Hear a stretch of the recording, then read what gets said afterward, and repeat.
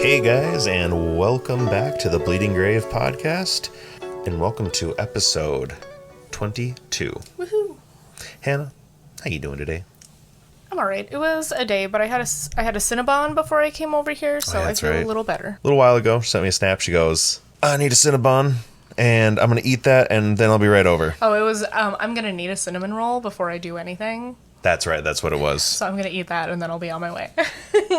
I was like, do your thing, chicken wing. Right, Hannah, do you have anything interesting, intriguing, downright kooky to share with us today? You know, I had saved a couple of things somewhere online, but I don't remember what they were, and I completely forgot about it, so I do not. That's okay. Remember how I was saying I had this article of, like, some really, like, found deep thought-provoking? Yeah. I cannot find that article to save my goddamn life anymore.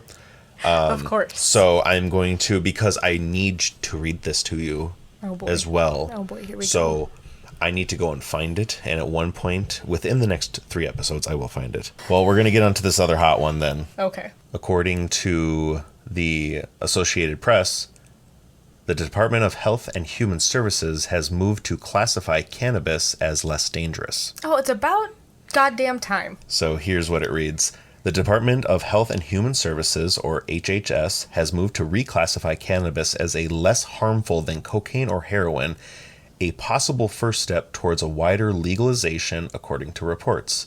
In a letter, a HHS department official wrote to DEA Ann Milgram that cannabis should be classified as a Schedule III substance and not a Schedule I substance, which consists of drugs with a moderate to low potential of physical and psychological dependence.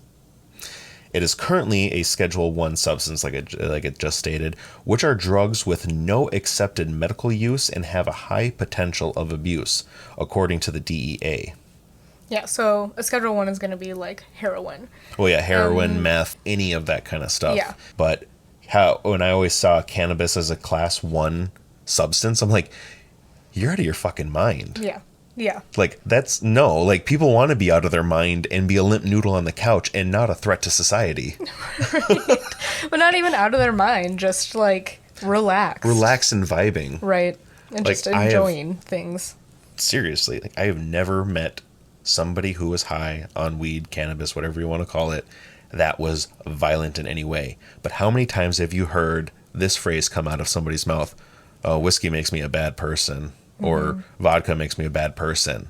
Like, you think that... And that's not to say that there aren't people who do have negative reactions to marijuana. That is out there. That's there's going to be the case with anything. There's plenty. I mean, people with addictive personalities. However, cannabis is medicine. It's been used as medicine for hundreds of years. Thousands of years. Thousands of years. As long as humans have been on this planet. Exactly. Like, we all know, I have a prescription for it. She does. And it is very, like, life-changing, really. Yeah. It doesn't make all of my symptoms go away that I'm using to treat it, but it lessens them substantially to make them more treatable and more... You can manage your pain better. Yes, it's much more manageable. Manageable, yep. Yes, that's the word I was looking for. Thank you. Yeah. So good. I'm glad to hear that. That was a good article. I hadn't read anything about that, so thank you for sharing that. Yeah, I saw that one a couple days ago, or a day ago, I think, now. And I was like, yep. It's good. I'm happy to hear it. I got to talk about that. We are starting off on the right foot, a positive note. Yeah.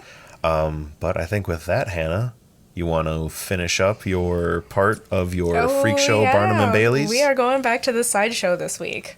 So, like I said, I was going to delve into some of the more famous sideshow performers, acts, attractions. So, here we go.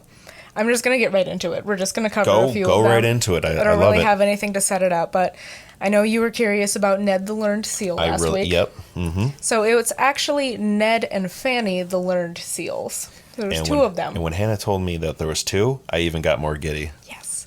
So originally they were owned by James Cutting. Mm-hmm. So last week I had said that Barnum opened the first aquarium in the U.S. It was actually James Cutting who opened the first aquarium in the U.S. It was called the Boston Aquarial and Zoological Gardens, but he eventually sold it to Barnum, and with it went the seals. Oh, there we go. Okay. Yep. So they were captured as pups. They were named after two proprietors of the aquarium, and then they were trained by Cutting himself for the performances. So I don't have like a big long list of their performances, but I have some of the favorites of the public. Okay. So we're going to start with Fanny. Her trick was laying on her back, crossing her fins over her chest, pretending to be asleep, and she would, this is a quote, snore with the energy of the most inveterate night trumpeter. Oh my God, okay. It makes so much sense now. I told you it would make more sense when I read it to you today. I had to read that sentence to Austin yesterday because it was just phenomenal. Just read it, no context. I'm like, I'm very fascinated. And you weren't lying that it's like one of the first things you talk about. Yep. So I was like, you only have to wait till tomorrow. You won't have to wait long. All right, and then Ned would shoulder rifles and stand as though he was on guard duty. like actual rifles? Yeah. Yep. All right.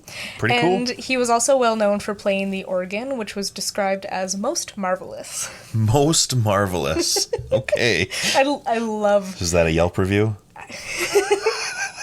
I just love jargon from the 1800s. It's most marvelous, if you will. I think you should start bringing those lingos back, I'm Hannah. loving them. Like, they're just so good. All right, and I know this is another one you were really interested in. Ready? The Fiji Mermaid. Yes. Yes. I'm going to remain quiet for this one. So, the Fiji Mermaid was said to be the mummified remains of a half-human, half-fish creature. Oh. But, spoiler alert, it was really the top half of a young monkey sewn to the bottom half of a fish. What the fuck? What the fuck? That is so messed up. So, like taxidermy. Oh my God. Okay. So, claims said it had been caught near the Fiji Islands in the South Pacific, but in reality, it was bought by a ship captain for about $6,000 in Japan around 1822. Oh my God. Okay. These specimens were super common to come out of Japan, and they were believed to be made by fishermen with a sense of humor. That's a fucked up sense of humor. Barnum's mermaid in particular was believed to be a blue-faced monkey and a salmon specifically. In case you wanted to know. I just can't get over who just thinks of that. Obviously bored those fishermen in Japan with a good sense of humor.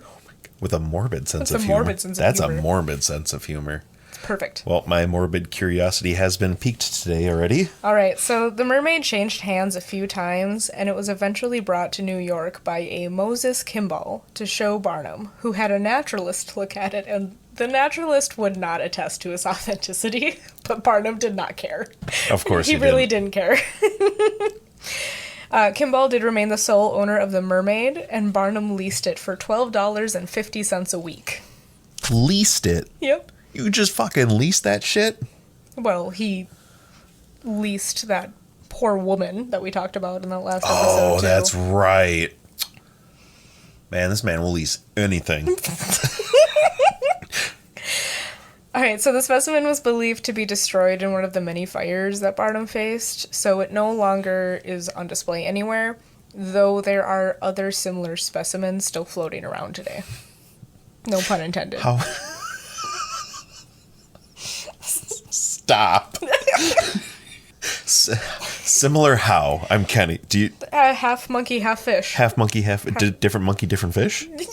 Yes, different monkey, different fish. No, I understand different monkey, different fish, but like a different like species of monkey? I mean, probably.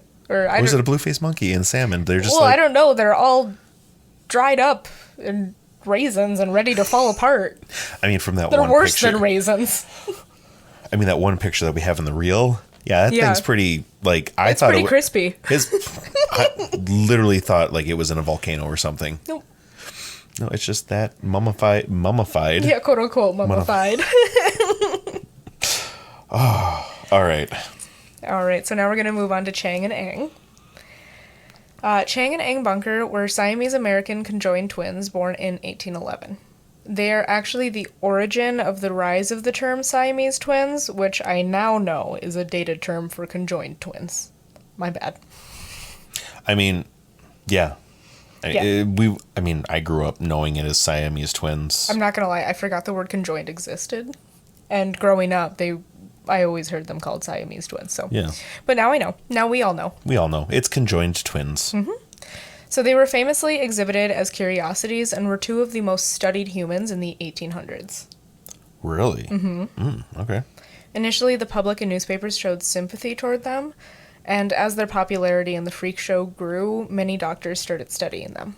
I mean, it's fascinating. Probably want to know how their bone growth was and everything. So, after 3 years of touring with sideshows, they left their managers because they felt like they were getting cheated and started touring on their own. No, a freak show manager. Right, no, what? They wouldn't take advantage of you, never. No way. P.T. Barnum's like, who couldn't be me? As scummy as they come.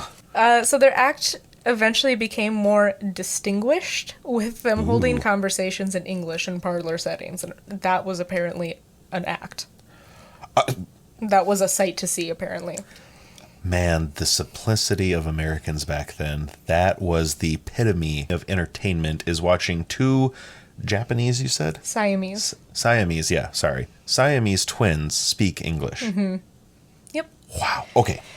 So, in 1839, they stopped touring after finding huge financial success, and they settled in North Carolina. There, they gained American citizenship, bought slaves, Oh, wow, okay. and married a pair of sisters, and together they fathered a total of 21 children. See, this is the part I've always been, like, fascinated, not in a pervy way, but just, like, I want to understand how it works. Well, I mean, that's fair. Like, But they also, they were conjoined, like, at the side on their torso, so, like, as far as I could... So from, like, the waist down, they had, everything was one. Yeah, as far as I could tell, they had their own everything. Save for their liver, which we'll touch on later. Oh. Yeah. But they pretty much had their own everything. I'm just wondering, like, if one finishes, is the other finished? I don't... Stop. I know we're marked as explicit, but that's for all the swearing and the murders. Hey, this can be part of Tangent Tuesday. I mean, that's... True. I mean, if anyone would like us to go more in depth... No, we're not. Deep thought... We're not. Never mind. So their families lived in separate houses, and the twins would take turns staying at each house on a 3-day rotation. Hold up, say that again? Their families lived in separate houses because they each had their own wife, married sisters, and then they each had kids. And they would take turns staying at each house 3 days at a time. Okay. Yeah. So after the Civil War, they lost both their wealth and their slaves. And at the age of 62, Ang died hours after Chang. The autopsies showed that their livers were fused together where their bodies were conjoined. Oh. Yeah, as far as I could tell, it was just as far as organs and everything, it was just the livers that were fused together, and otherwise they had their own everything. Wow. So all own digestive system. Mm-hmm. I mean, really, when you look at that one picture of them that I showed you, it looks like two people just standing, like, right up against each other if you're not looking super close. You know, you kind of, like, if you were to, like, cut off the, like, bottom half almost, they look like they're just standing really, really close together. They just look like twins at that point.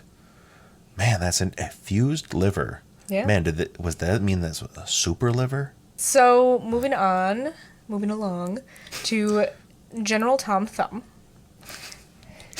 I'm sorry, because I kind of know, and okay, anyways, yeah. Yeah. His name was actually Charles Sherwood Stratton. He was born in January of 1838 in Bridgeport, Connecticut.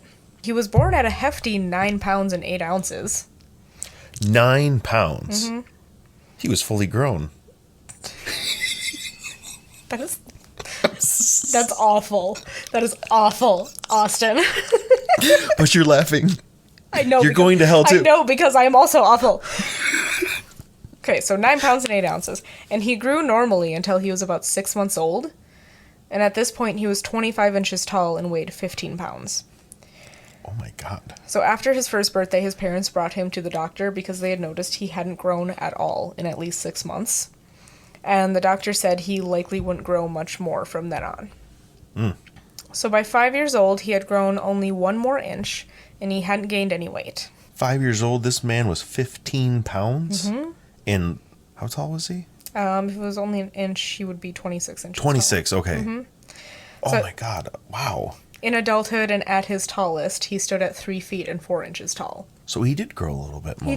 He did continue to grow a little bit, but it was very slowly. Yeah, okay. All of his features were proportionate to his size, and he was otherwise completely healthy. Isn't that called dwarfism? Yep, dwarfism. Okay, yep. And all of his siblings were of average, normal height and everything. He was the only one. P.T. Barnum had heard of Stratton and contacted his parents. He taught young Charles how to sing, dance, mime, and impersonate famous people. A man of many talents. At the age of 5, Stratton went on his first tour with Barnum in America. That must have been fun for him. For a 5-year-old? Might have been scary. Oh, he was only 5 He was at only the time. 5. Wow. On his Never tour, mind. his acts included impersonating characters like Cupid, as well as singing, dancing, and comedic banter with another performer. The Cupid thing seems a little on the nose, don't you think? Yeah, he also did Napoleon Bonaparte as well, was another. A fun fact about Napoleon, he was actually proper size or average height for that time period. It was all propaganda that they basically told everyone that he was a small statured man and had the little man complex. Little man syndrome. I'm not surprised by that one bit. So Barnum gave Stratton the stage name General Tom Thumb, naming him after the fairy tale character, and used this for marketing. See, when you said Tom Thumb, I was like picturing this tiny little man in this general uniform or captain uniform. Was it? There's a picture that's just like that. Is there really? Oh my god, I got to see this after. So this first tour was a major success. Only about a year later, Barnum took Stratton on tour in Europe, which launched him into international stardom. Stratton had the opportunities to meet Queen Victoria and the future King Edward VII, who was 3 years old at the time. And he became so popular during his 3 years abroad in Europe that he would be mobbed by crowds of people wherever he and Barnum went. Hey, at least he could, like, sneak out through people's legs and leave the crowd. He had that going for him, probably. You're just not going to stop. No, I'm not. Okay. After returning to America, his fame grew rapidly, and he eventually became more popular than any actor in his lifetime. Wow. Impressive. His first performance in New York marked a turning point for the freak show. Before this, it was considered dishonorable to view human curiosities, but his entertaining performances and theatrics changed the opinion of the public, making freak shows a favorite. So he was kind of like the turning point for the term freak show. Yeah. Okay. Cool. Stratton was so clever and talented that critics eventually didn't even compare him to his counterparts in the freak show, but rather judged him as a professional entertainer. Wow. In 1863, he married Lavinia Warren, a woman who also had dwarfism. Their marriage made front-page news, and at the reception, they stood on top of a grand piano to greet their roughly 10,000 guests. Oh my god. I want to know, did all these people RSVP? RSVP, or did they just show up and crash the wedding? Both, probably. Both. We'll go with that. After the wedding, they met President Lincoln at the White House and eventually went on tour together in Europe and British India. Wow, they're just going everywhere. Everywhere. Barnum made Stratton a wealthy man. He owned a house in a wealthy part of New York, a steam yacht, and a full wardrobe of fine clothes. And he also owned a home on one of the Thimble Islands that was specially adapted for him and his size. Oh, so he could, I guess, experience... Never mind. You're going to cut that out. Probably just so he could just get around So he could easily. get around a lot easier with things in proportionate size with him. Yep. Yeah. He was so wealthy that he even helped bail Barnum out of some financial difficulties. No way. Yeah. The man and then who they got later you, went into business together. The man who got you into the showbiz, you had to front him money. Mm-hmm. The man who made you famous, you had to save his ass financially. My God. Geez, this man, this little dude has done everything. Yeah. He had I hope that he felt like he had a very fulfilling life, because it sounds like it. It sounds like it. In July of 1883, at the age of 45, Stratton died of a stroke. Oh. Over 20,000 people attended his funeral. And did you say 83? No, or 1883. 1883. Was the year. He was 45. He was 45. Yeah. 'Cause that's why it surprised me first. I'm like, 83 years? No way. But okay, yeah. And then Barnum purchased a life-size statue of Tom Thumb to place as a gravestone for him. And Lavinia died more than 35 years later and was put to rest next to him. Oh. Yeah. All right, and now we're going to move on to the bearded woman. So there were a few bearded women, but we're going to talk about the most famous one. Oh. Her name was Annie Jones Elliott. Mm-hmm. She was born in 1865 in Virginia. So no one knows the true cause of what made her able to grow a beard, though some believe it may have just been genetics. At only 9 months old, Annie joined Barnum's exhibition, and her parents were paid $150 a week. That's some good money. Mm-hmm. Back then, that's a lot of good money. A lot of good money. By 5 years old, Annie had a mustache, beard, and sideburns. Sounds handsome. Honestly, she was really pretty. And her beard was phenomenal. Her beard and mustache, like the Really? pictures of her. Better than my beard and mustache? Yes, absolutely. Oh, we're going to have a fight now. There's actually a lot of portraits of her, because so many were taken of her and distributed throughout her life. And she appeared in many sideshows and dime museums. She eventually became the country's favorite bearded lady. All right.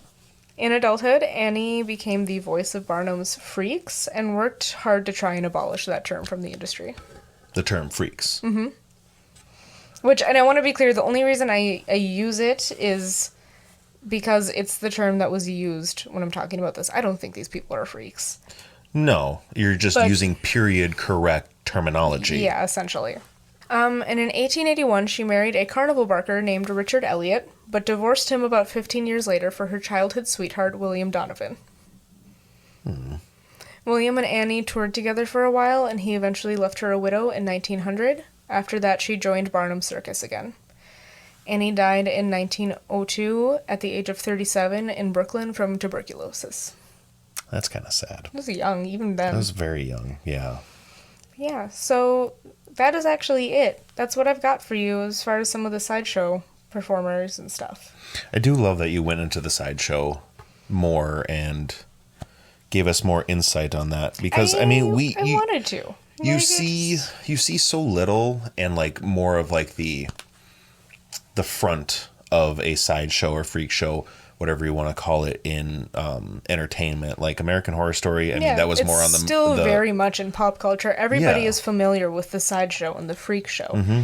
And I know a lot of people, when they think of it, they think sword swallowers, fire eaters, contortionists, stuff like that. And that is all part of it and everything. Mm-hmm. But it really started out as the freak show because there were these marginalized people, these people who were different, and for some godforsaken reason, it was acceptable to go and just gawk at these people and treat them like objects. Well, I guess when you're paying, you can do whatever you want. Yeah. So, but Austin's story also has to do with the freak show, because it does. When I was researching different acts, I came across a little someone who ended up being a true crime story too. Yep, exactly. So the individual who Hannah has requested that I talk about today, and I found very fascinating as well, his name is Grady Stiles Jr., and we'll get into why he is interesting and a part of a sideshow as well. Mm-hmm. So we're actually traveling into the next century, because Hannah's took place in the 1800s. Yeah, a lot of mine were in the 1800s. So mine takes place in the 1900s. All right. So Grady Stiles Jr. was born in Pittsburgh, Pennsylvania in 1937, born into a family that has a deformity called ectrodactyly. And what ectrodactyly is split hands or cleft hands. So it is the absence of one or more of the middle fingers.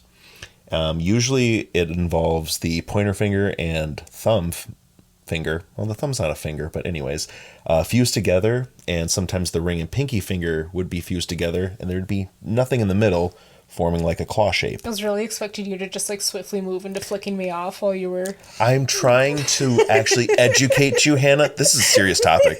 He was showing me on his hand while he was talking, and he had his pinky and ring finger together and his pointer and thumb together, and I was waiting for him to just swiftly turn it into him flicking me off. She knows me so well, but this time I was actually trying to like... This time he was trying to be polite and educational. I was not necessarily polite, but definitely educational. But anyways, here you go. Are you going to tell them what his name was in the sideshow? Oh, absolutely. Okay. We're getting there. Okay, I'm sorry. I'm so excited. I know you are. I know, but you gotta wait. You gotta wait your turn. Oh my god. Don't talk to me like that. Okay. Oh, man. Okay. This condition can sometimes affect the feet. The Stiles family had a long history of this genetic mutation, and according to Grady Stiles Sr., the deformity goes back as far as 1840 in the family. Oh, so that's almost a few generations. Almost 100 years worth of family members that had this claw-like hand. That's so interesting. Grady Jr.'s condition was much worse than his father's or his siblings. Grady had ectrodactyly of the hands as well as his feet, so he could not walk properly and was wheelchair bound. So it was passed down from his father, and all of his siblings got it? Mm-hmm. Oh, crazy. Yeah, him and all of his siblings, and I think there was 3 siblings, they all had it as well. Okay. Not wanting to always rely on his wheelchair, he learned to use his upper body and pull himself across the floor or wherever he went. This would lead Grady to have some impressive arm strength. And I mean... I bet. This is all hearsay, but people said that Grady could run faster on his hands than most people could run on their feet. I mean, that might be an exaggeration. I'm going to guess it's probably an exaggeration, but still, there's a reason they're saying that. He's probably pretty speedy. He's just scooting along. Boot scooting boogie, my dude. So in the early 1900s, Grady Sr. started touring with the carnival circuit, and him and his family would be known as, in the sideshow, as the Lobster family. Okay. So it was Grady Sr. and his 4 kids. Oh, okay. Mm-hmm. So during Grady's childhood, he and his family traveled with the carnival circuit. One thing I couldn't find was the actual carnival name that they were a part of, but what I found on the carnival circuit was it's kind of like the carnival industry. Yeah, you'll travel with different shows, or you'll go to where different shows are going and like sign up for it. Kind of like those like metaphysical shows I go to. Like we go to the show. Yeah, exactly. And at the age of 7, his father, Grady Sr., introduced Grady Jr. into the show. And they didn't really have an act. They were just put more on display. And they would, like, mingle with the crowd kind of deal. Yeah. As Grady got into his teen years, he was put more on center stage and would introduce himself instead of his father introducing him and his other siblings. Oh. He would usually start the show by saying, "Good evening, ladies and gentlemen. I am the Lobster Boy. This condition is not caused by drugs or diseases. It runs in the family." That's quite the opener. It is the opener. Hey, kind of. It ain't drugs. It ain't drugs. It ain't a disease. Just runs in the family. Many spectators would ridicule him, even go as far as harassing Grady and his family. That's terrible. And, I mean, the harassing would be anywhere from tripping them to spitting at them. Just nasty. That's horrific. It is horrific.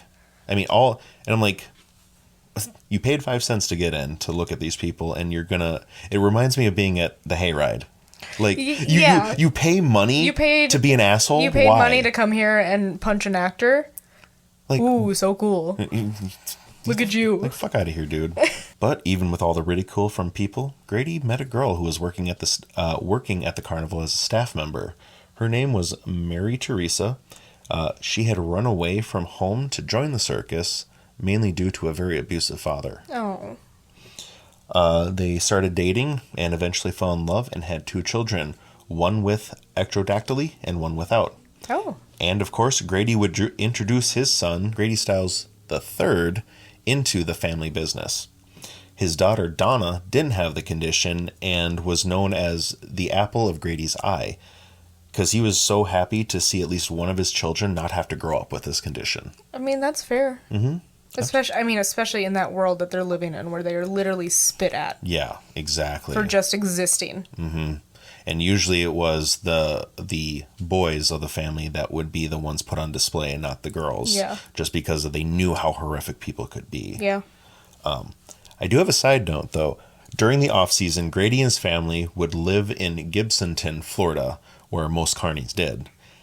And during the season, another note I found, they would make anywhere from $50,000 to $80,000 a season. Excuse me? And this is back in the 40s and 50s. Austin, I'm running away and joining the circus. You and me both. You and me both. In this economy, joining the circus is the best solution. Come one, come all. See the two cousins that share one brain cell. Twink. We just bop our heads together. Look what we can do. Doink. I'm going to learn how to swallow swords. Do you know how they start training for that? No, I don't actually. They straighten a wire coat hanger to help you lessen your gag reflex and practice it, and then you slowly move up with bigger and bigger blades once you basically get rid of your gag reflex.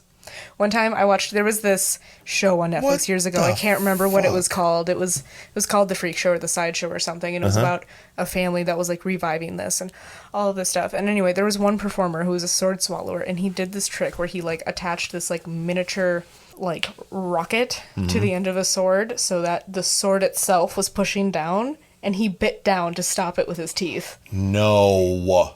And I know they're showing it on TV, so I'm I know he's gonna be fine, but I was on the edge of my seat because I was this can go so wrong, especially because when you're swallowing swords, if you move your torso or anything in the slightest bit, you're dead. That thing is going within an inch of your heart. It is. But I don't know, someone had said that they dull the edges a bit, so it's not super sharp? Well, I'm sure they do.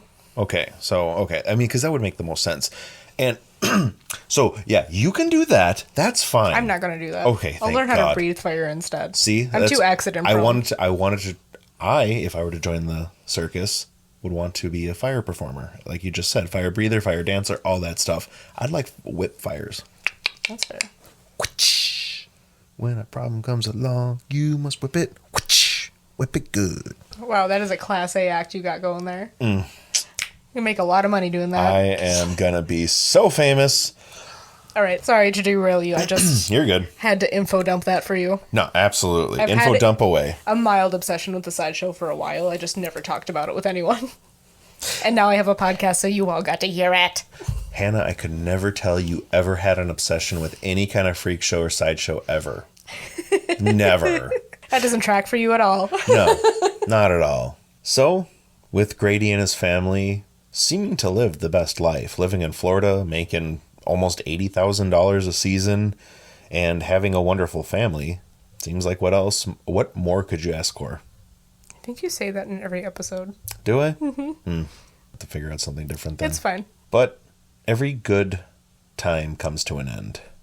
Grady turned to drinking, mainly due to his resentment to how people treated him and his family during the shows over such a long period. This turned him to be a very angry, very resentful alcoholic. First being very verbally abusive, but that quickly turned into physical abusiveness as well.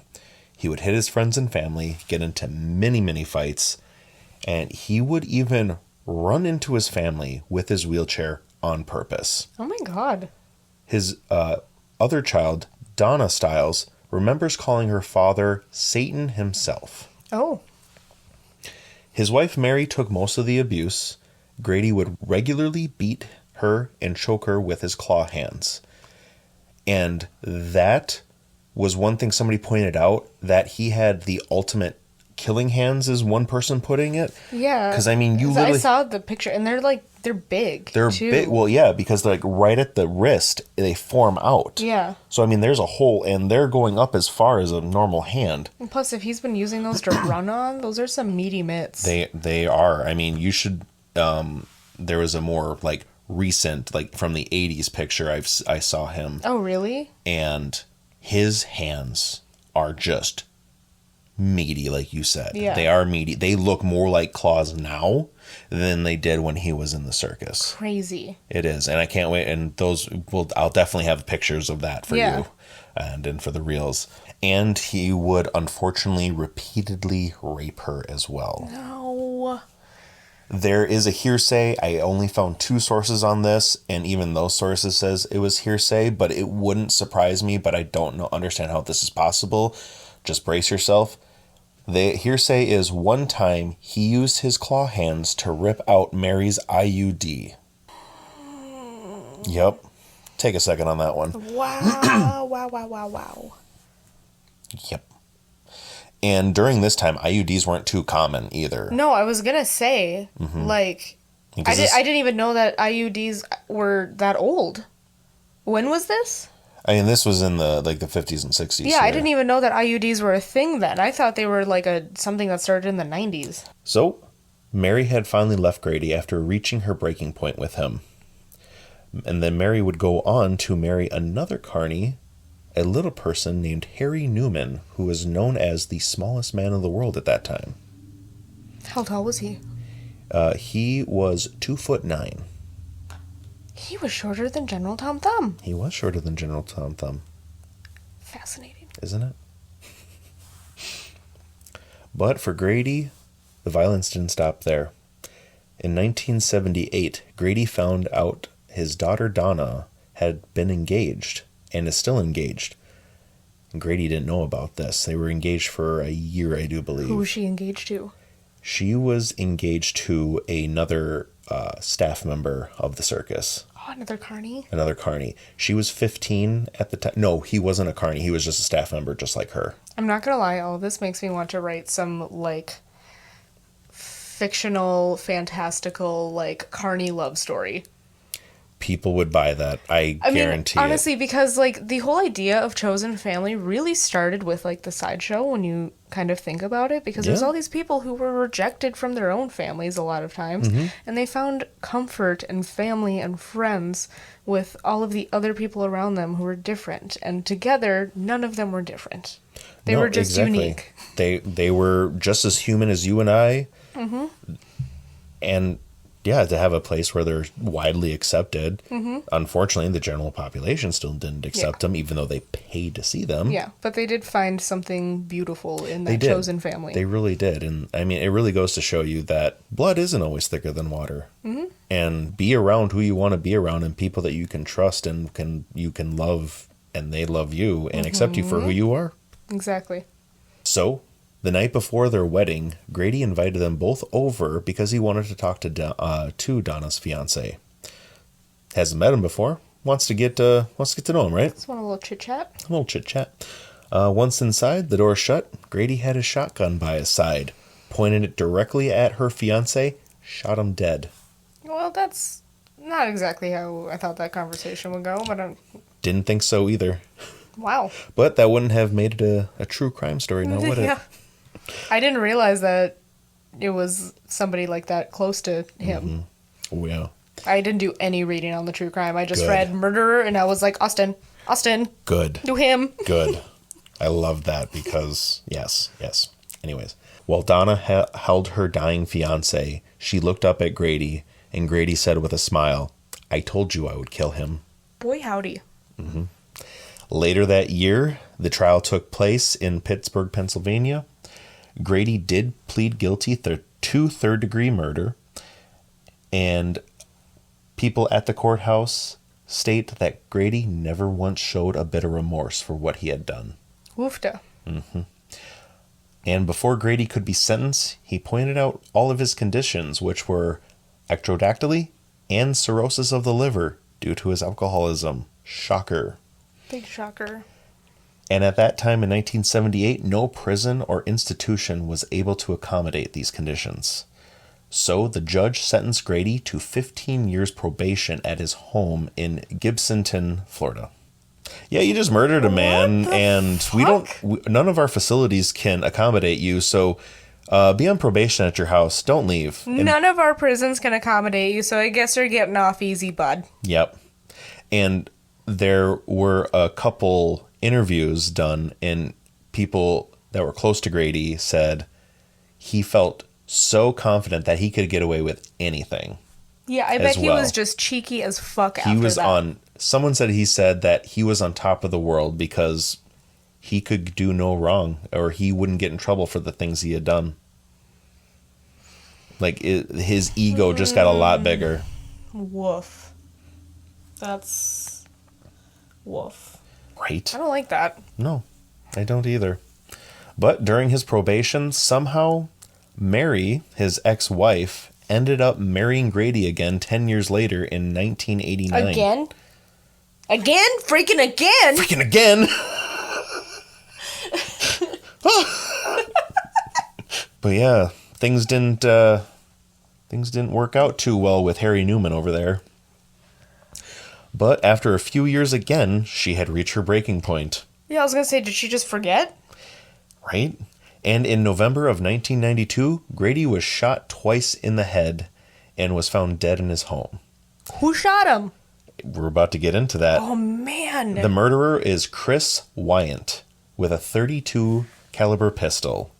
And after police arrested and interviewed Chris, it was found that Chris had gang ties and was a close family friend of Mary and Grady's. It came to light that Mary had paid Chris $1,500 to kill her husband, and her son, not Grady's son, Harry Newman Jr., was part of the murder as well. Harry Jr. convinced Mary to carry out the murder. Insane. Absolutely insane. Right? I was reading this and I didn't expect this twist at all. Talk about being launched into eternity. Right? Oh my God. And during the trial, during the interviews, no one denied that they had intended to kill Grady. And in court, Mary spoke out about the abusive history with Grady, stating, "My husband was going to kill my family. I believe this from the bottom of my heart." And that was one of the reasons why she decided to have him killed. Did she go to prison? Yep. The jury convicted Chris to 27 years in prison for second-degree murder, and Mary and Harry Jr. were charged with first-degree murder and sentenced to 12 years in prison. Okay. So once the trial was done, Grady was put to rest, but was hated by his family and the community, and only about 10 people showed up. I'm amazed anybody showed up. And out of those 10 people, none of them wanted to be a pallbearer. Well... Right? I don't know what anybody expected. I don't blame them in the slightest. No. And out of those 10 people, one of those was Grady's son, Grady Stiles III, who spoke at his funeral. There was one thing he wished he could have said to his father. Oh, I know this is going to be the hottest tea. "Thank you for showing me who not to be, and maybe you can appreciate who I became because of that. You were a drunken bastard, but you were my dad." Mic drop. That's good. Good for him. It is. A little side thing on Grady Stiles III. He is still alive and he is still performing to this day. Oh. He goes around and he shows and he educates people on ectrodactyly. Oh, that's awesome. How old is he? I think if I read correctly, he was in his 50s. Okay. He's 50s or 60s. He's not that old yet. Yeah. Yeah. Oh, that's awesome. Yeah. And that concludes the story of Grady Stiles Jr. Thank you for covering that. I know you were working on something else. Yeah. And also, fun fact, Austin lost all of his notes last night right after he finished them pretty much. Yep.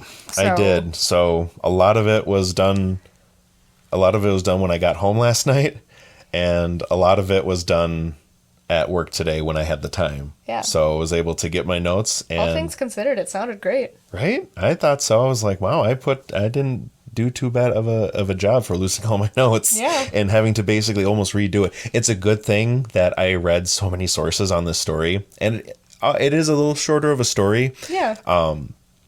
And a lot of everything did line up. And there were some, like I was saying, like inconsistencies and hearsay, but I'm like, there's enough, like, let's put it in there. Yeah. But I thought it was a fun true crime. It's interesting. It was very interesting. And the twist at the end. Oh, yeah. With her killing him, I was like, what?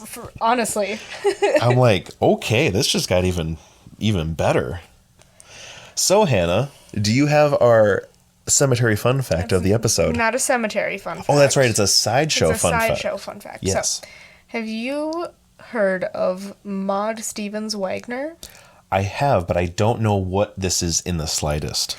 So she was the first female tattoo artist in the United States. Oh, okay. And she was an aerialist and contortionist in the circus. Ooh. She met her husband, Gus Wagner, who performed as the most artistically marked up man in America. He was just covered in tattoos. While they were touring with sideshows and circuses in 1904. She eventually learned from him how to give traditional hokey pokey tattoos from her husband. And so those are like tattoos that are hand done. Yep. Like poke tattoos. And by 1907, she was covered with tattoos of her own. Wow. She and her husband are believed to be two of the last tattoo artists that did their work by hand, even after the invention of the tattoo machines. And they're credited with bringing the art of tattooing more inland in the U.S., as it was created and mostly practiced in coastal towns and cities.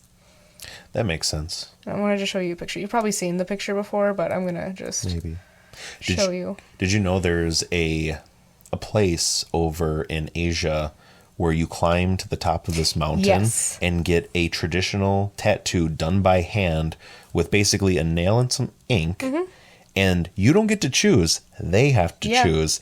And I'm like... I saw that on a documentary one time. Yeah, we probably watched the same documentary.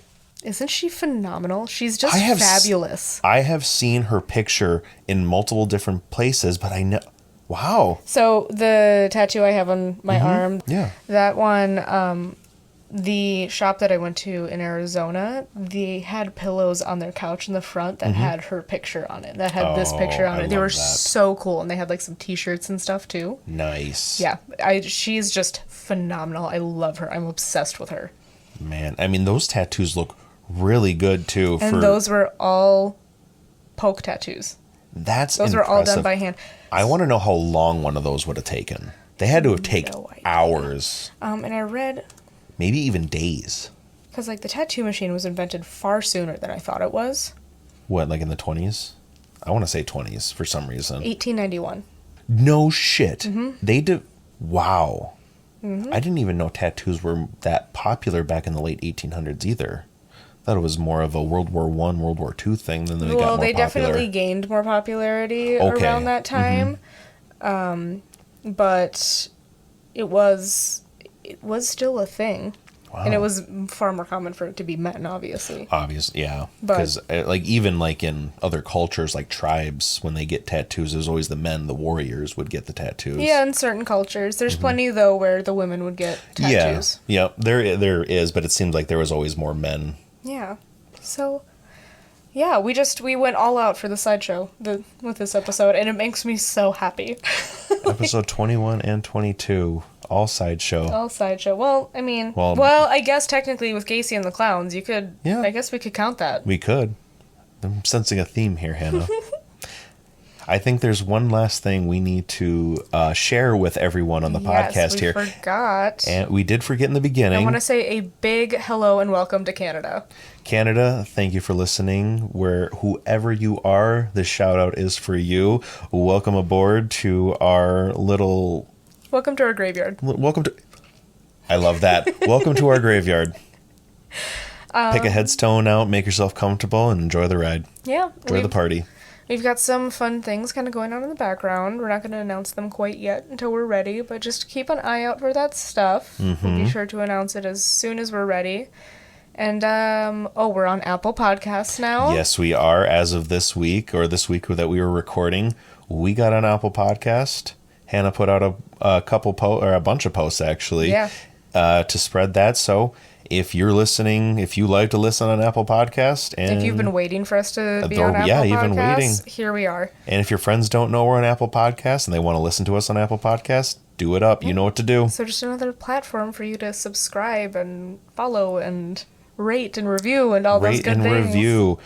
And we don't force you to do it, but we would appreciate it so we can bring you better and better content. Yeah, exactly. It's really helpful for us. So I think with that, we are done. This is going to be a nice short episode. I'm not going to be freaking out about editing it all weekend long. No, it's not. It's not an almost 2-hour episode like we did the last time. It's very refreshing. It's good. I needed a Need a little break. Need a little breaky break. Mm-hmm. I'm going to probably go back to ghosties next week. Okay. We'll see. Mm-hmm. I would like to hear another paranormal story from you. Yeah, it's been a minute, and we're getting into spooky season. It's about time we start talking about ghosts and ghouls and witches and vampires. I mean, it is September as the recording of this one, so... Mm-hmm. Oh, yeah, it is the 1st of September. It is the 1st of September. All right, well, happy September, everybody. Thank you for tuning in with us this week, and we will see you soon on episode 23. Yeah, stay tuned, take it easy, and we'll see you until next time. Bye! Bye! The Bleeding Grave is hosted by Hannah Slavic and Austin Winger. Music by Hannah Slavic. You can find us on social media on Facebook, Instagram, and Twitter. You can listen to The Bleeding Grave on Spotify, Pandora, iHeartRadio, Amazon Music, and more.